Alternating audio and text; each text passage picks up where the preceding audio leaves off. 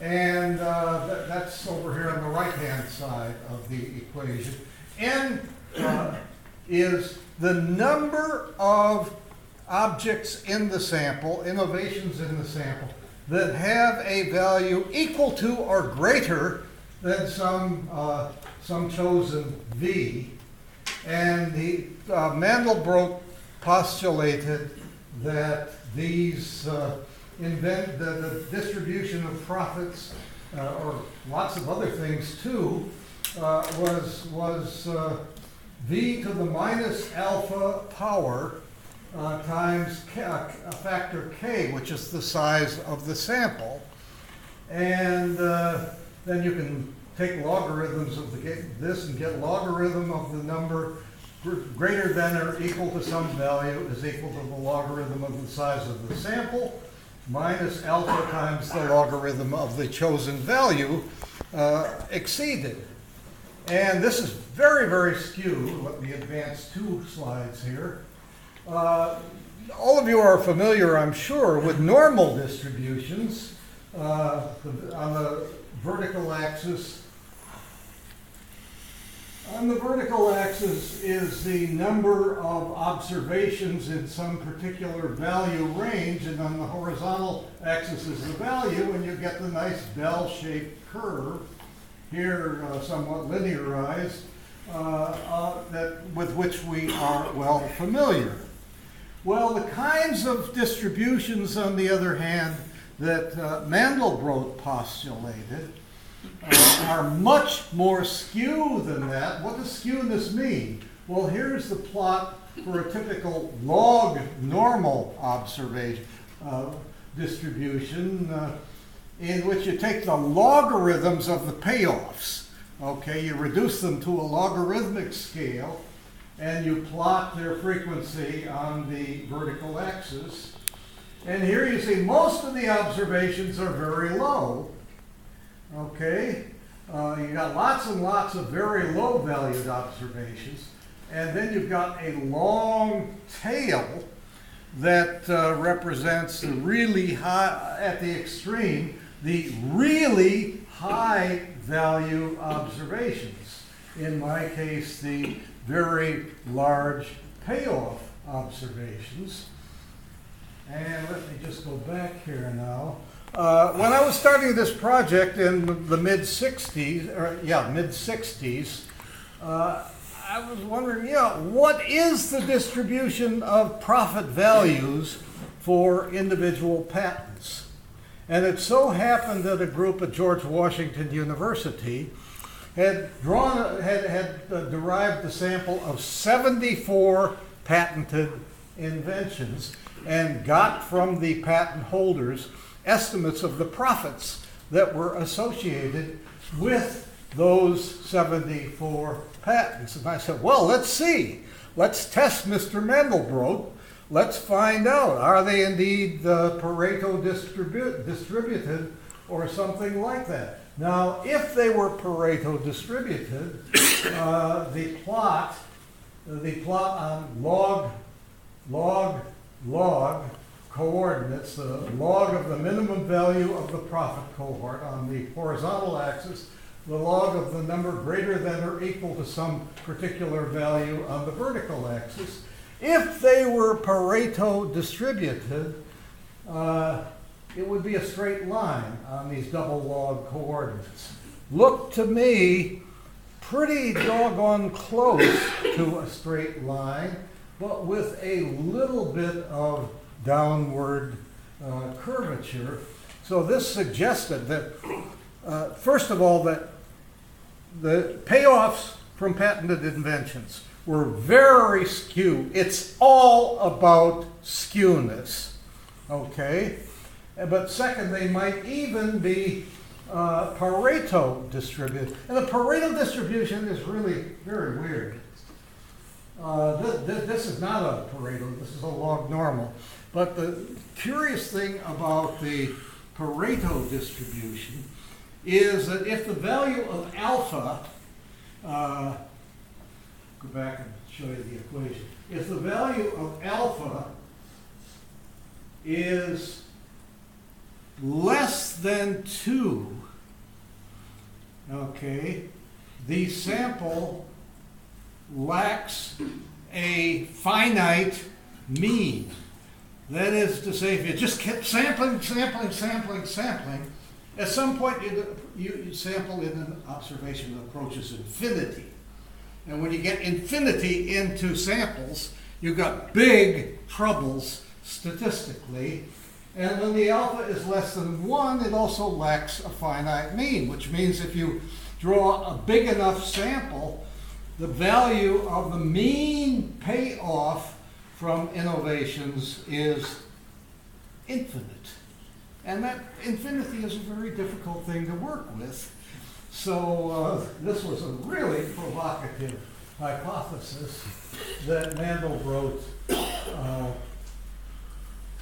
postulated. Now I talked about my comparison of two bell curves, one bell, the other one skew, was a log normal. On a log normal on doubly logarithmic coordinates, you've got the log of the value greater than or equal to some value on the vertical axis and the value of the observation, the number on the vertical axis, value of the observation on the horizontal axis. If it's log normal, it's bent downward, as you can see.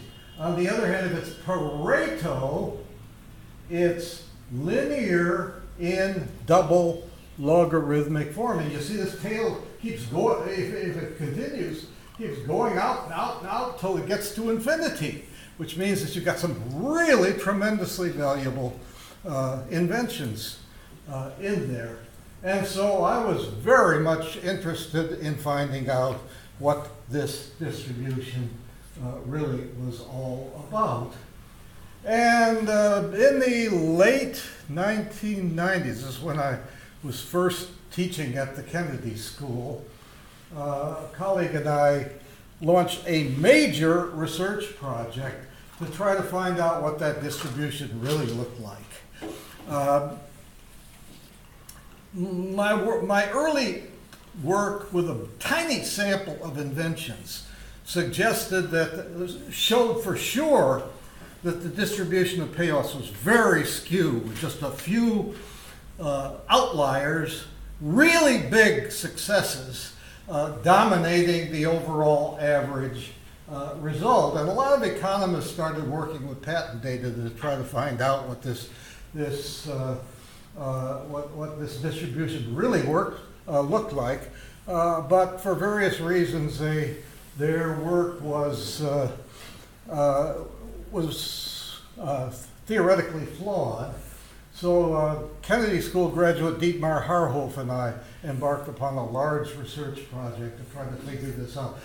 One thing we looked at, the first thing we looked at actually, most universities in the United States now have their faculty and staff report when they've made an invention that is patentable.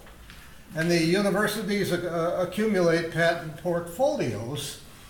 And I surveyed 6 universities to find out the range of licensing revenues that the universities derived from their portfolios, which they license out, sometimes sell to individual commercial firms.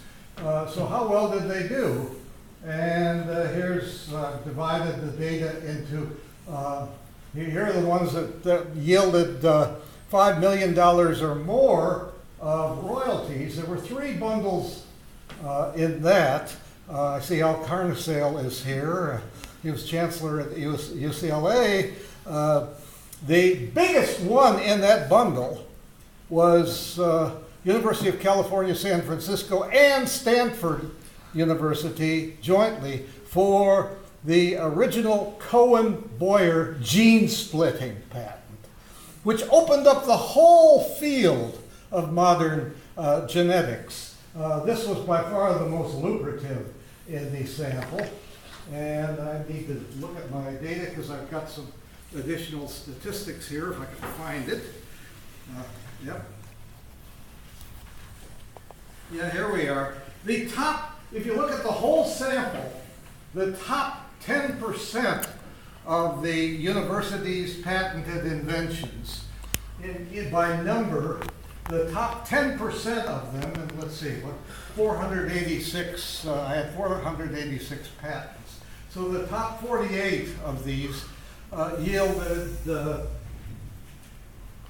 84% of all the royalties. Very, very skewed.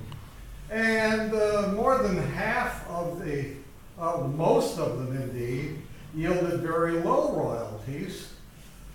But the really big guys yielded the lion's share of the total university payoff distribution. I also got data from Harvard, more finely disaggregated, because I was at Harvard, and I was able to get access, and I don't know how many, it must have been about 60 inventions in Harvard's portfolio. Most of them didn't pay off much, a few $1,000s of royalties, but some paid off several million. One paid off several $1 million. And then I plotted these on logarithmic coordinates. It's darn near linear. And if it's linear, that provides support for Mandelbrot's hypothesis that the distribution of payoffs from invention is Pareto, which has these really odd properties. That is, asymptotically, no finite mean, no finite variance, which means that it's all about skewness. It's all about the big payoff inventions. Well, Dietmar Harhoff and I went further, and we got data on 773 German patents. Why did we pick Germany? Many nations have adopted this now, including the United States. But Germany was a pioneer and an extreme value in the sense that to keep your patent in force for the allowed 20-year maximum life, to keep your patent in force, you've got to pay annually or periodically a fee that in Germany escalates over time. So that if you pay the renewal fees for a full 20 years, at that time in the 90s, you had paid out 16,000 Deutschmarks, which was about 7,000 US dollars over the life of the patent. So what happens is the most valuable patents get renewed to full term. The less valuable ones don't. We sampled on those that were renewed out to full term and got 700 for the class of 1995. We got 753 observations, and here's the plot. There were some that were valued above 50 million German marks, 5 of them. There were 94 that were valued between 5 and 50 million marks. Most of them, more than half the sample, had very little value. Once again, you find a skewed distribution. Let me get the distribution statistic here. Well, I don't have it, but it's, I'll have it in a moment. But again, you find the same characteristic distribution that a small number have huge valuations. Most of them are darn near worthless. And again, so it's all about skewness. Here's the plot. A major goal of our research was to find out, hey, is this distribution Pareto, or is it something more like log normal? And here's the plot by which at least we got a preliminary insight into it. It looks like it's on Pareto coordinates. It looks like it's bent. It's concave. It looks like it's more like log normal than it is with these extreme statistical properties of the Pareto distribution. But look, there's this one observation out there that's worth 1 billion Deutschmarks. I think it was a pharmaceutical, if I'm not mistaken. And so, you know, we have to return a slightly Scotch verdict of not proven, is the distribution Pareto or not. Our best conclusion was it's more like log normal. Still very skewed, but not Pareto with impossible values. Did the same thing for the US, and here again you find 19 out of 222 had a value of more than $100 million. Most of them had very little value. So again, you get the strong evidence that the distribution is very skewed. It's just a few winners that yield most of the payoffs from research and development. Well, let me turn to a new theme. Venture capital. I got onto this too, I guess. Well, everybody was onto it by the time we did our study. But when I was a student at the Harvard Business School, I took a course, the most popular course in the school, non-required course in the school, with General George Dorio. And Dorio moonlighted as president of the American Research and Development Corporation, the first U.S. formal venture, technology venture capital provision organization. Now these kinds of firms are routine, but ARDC was the first, and we got data on the size of their portfolio. When I was a student of Dorio in 1957-58, their portfolio consisted of about a little less than 25 companies. They dropped some. This lower curve shows the increase. The total sort of gravitates over time up to about 45. This is typical for research and development venture capital firms.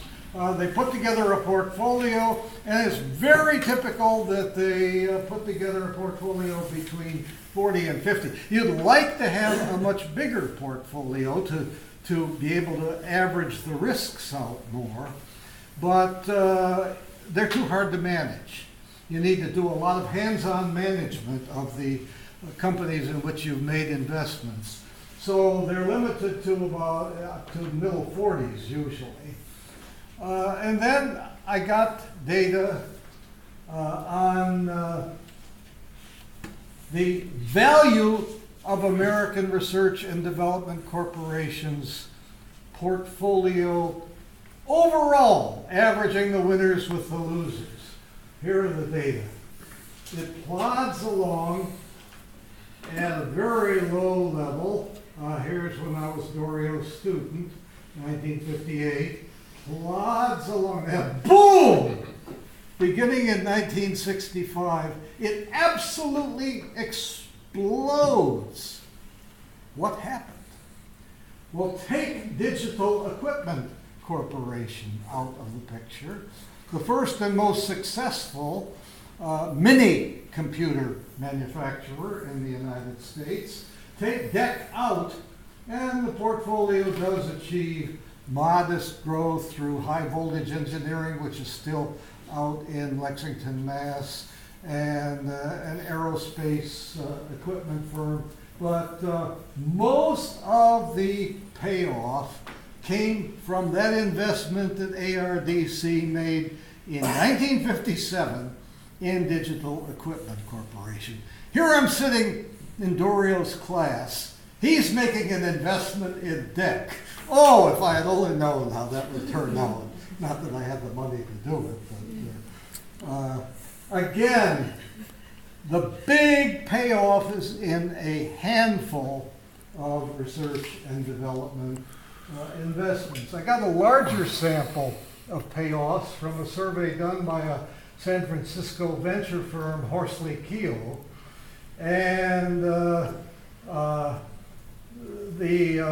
in this case, the horizontal axis is by how many times was the investment you made in a particular venture, by how many times did the payoff exceed that initial investment? And you find of the 670, 344, just about half, were losers. A lot of venture investments fail. And 41 broke even. Some did reasonably well, some did quite well. Some were absolutely spectacular. The payoff exceeded the initial investment by 10 times or more. Those 34 were 5% of the total number of investments by number, and they yielded 54% of the value. Again, very strong evidence of skewness. I pursued this line of research by getting a sample of, I think it was 50 or so firms that had gone public in the early 1980s, had initial public offerings in the early 1980s, and I tracked these firms over time. I think there were about 50 of them or so, but here I picked the most successful and a few random, half-random observations. Again, the value of the investment is on the vertical axis. And how does that value work over time? If you took the value of NASDAQ, it kind of creeps along, and yes, it's gained a good deal between 1987 and 1996, but the half dozen or so of the most successful venture investments just had a spectacular achievement. The most successful was Adobe. It's thanks to Adobe that I have these PDF slides. A firm that was went public in the early 1980s, became successful quite early, and just continually rose to a value on the order of $80,000 per $1,000 invested in Adobe.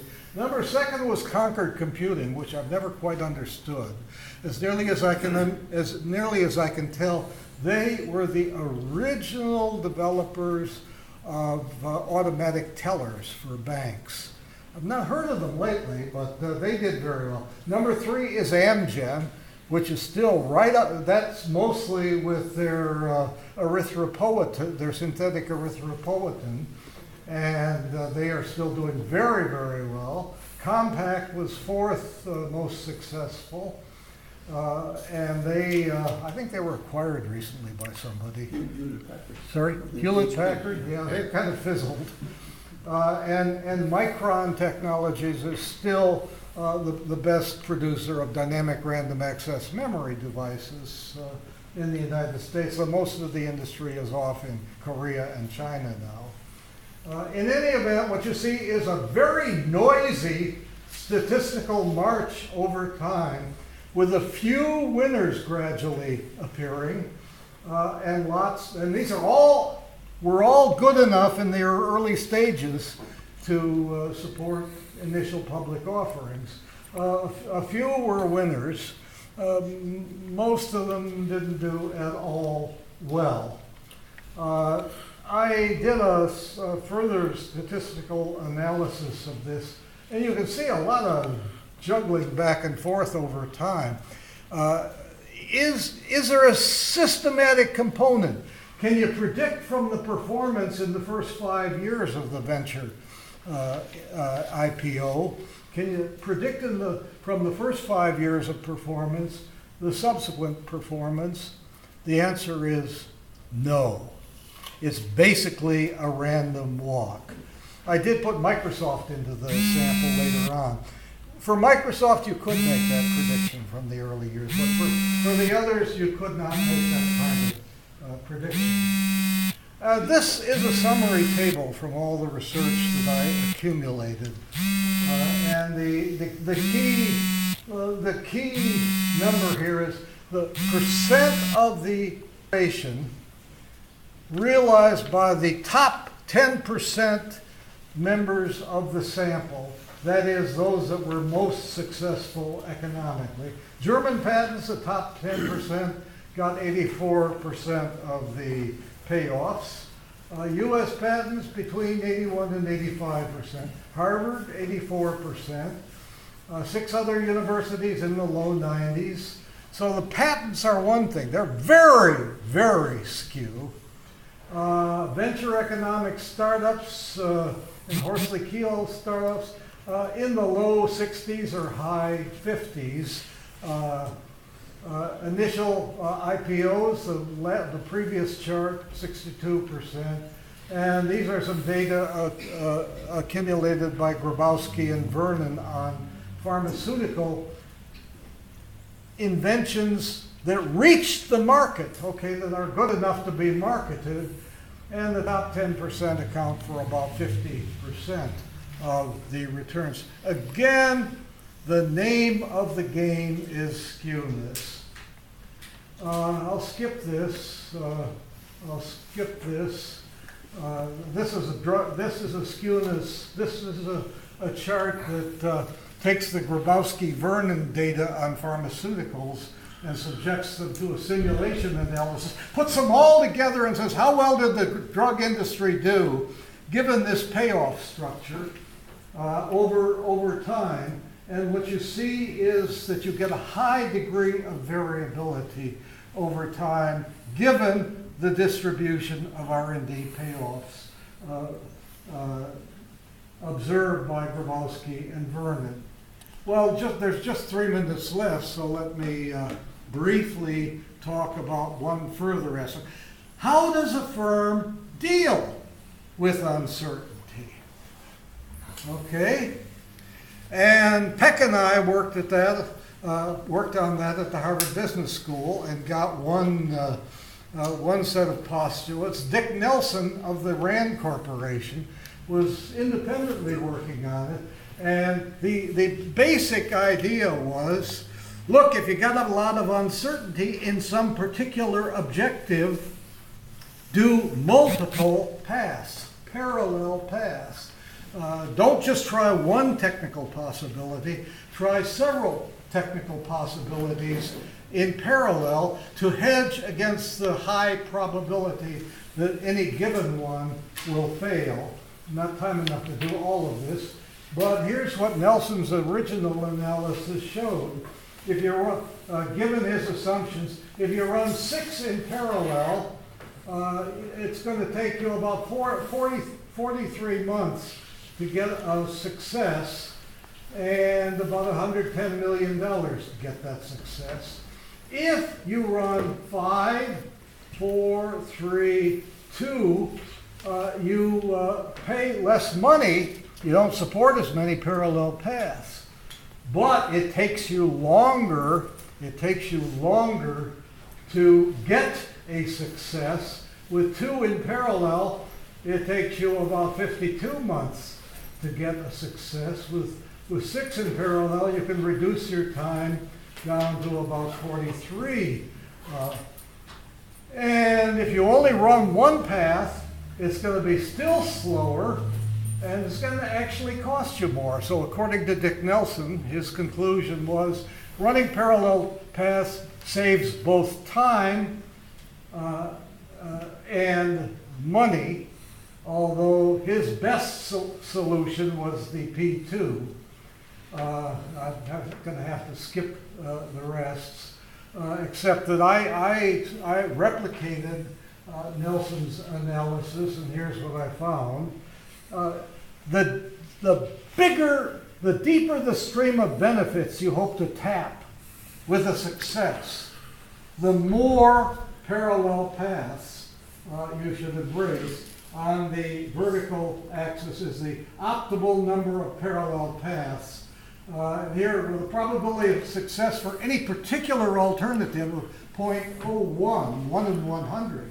You want to do a lot of parallel paths, but not unless there's a big payoff at the end of the horizon. When there are really big payoffs, then you'll run a lot of parallel paths. With a higher probability of success, like 1 in 5, you'll run just maybe 10 or so parallel paths, and the slope is more gradual. And that's sort of an introduction to the strategy of dealing with uncertainty in research and development. I'm sorry that our time is up. There's more to tell, but that's the essence of what I've learned in 59 years of studying the economics of research, of risk and uncertainty in research and development. It's time maybe for one quick question. Yeah. Al? Just as I look at the comparisons between the private sector and universities, wildly different. In universities, to a first approximation, given the students of the distribution, if it were maximizing income, you would shut down your patent office. The main reason you have it is for faculty recruitment and retention. Well, you do. Because faculty members think that every idea they have may make a fortune, and they want you to patent it and pick up the expenses. So you wind up getting a lot of patents that if you were a private investor, you never would have bothered